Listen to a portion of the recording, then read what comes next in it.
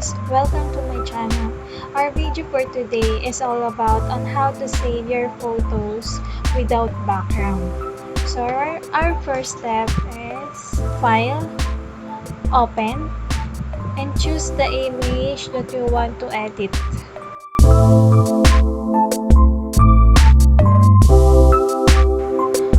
So here's my photos that I want to edit. So double click this layer and then enter. Okay. Choose pen tool. This is the pen tool. So pen tool, the shortcut key of pen tool is P. You can select letter P on your keyboard. So ang kailangan natin gawin,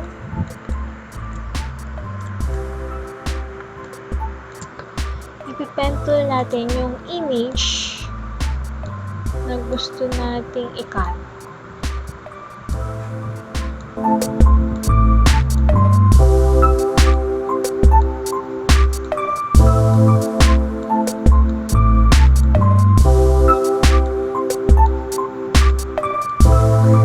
So, medyo matagal to, pero worth it naman kung matatapos na. Kasi mas malinis siyang tignan.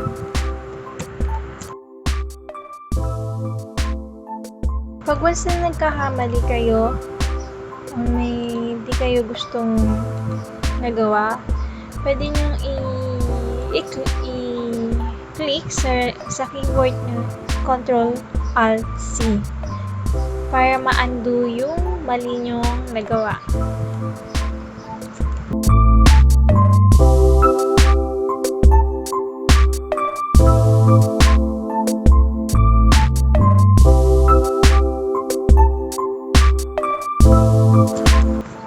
So, paano ko nga ba nagagawa yung ganito? Yung nadadrag ko siya anywhere. So, ang pipindutin nyo sa keyboard nyo is space bar. And then, sa mouse, pwede nyo na i-click or i-drag siya kahit saan nyo gusto. And then, yung zoom in, control,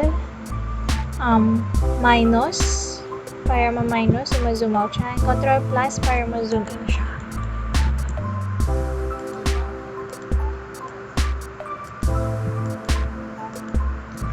This is the important.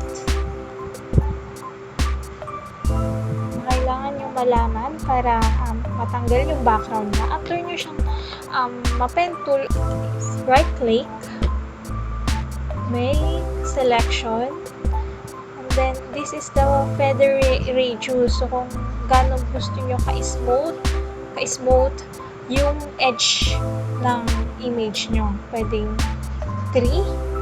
So, masyado na siyang atang soft. Pero, depende sa inyo. Pwede naman kayo mag-experiment. So, 3. I choose 3. So, ayan. Makikita nyo siya. May hidden line siya. And then, punta kayo dito sa rectangular marquee tool or shortcut key is M. Right click and layer via cut. So, this is the background and then this is the photos that you cut. Okay? So, ayan na.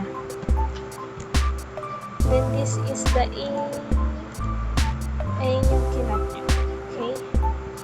So, paano natin siya isi-save without background? Ganyan na siya.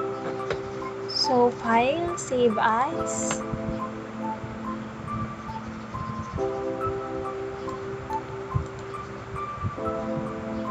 So, isi-save ko siya. Hanapin niyo yung PNG.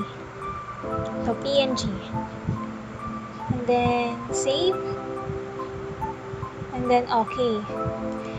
Pag nag-save kayo, importante na wala yung background. Yes, naka-hide. Para talagang invisible yung background.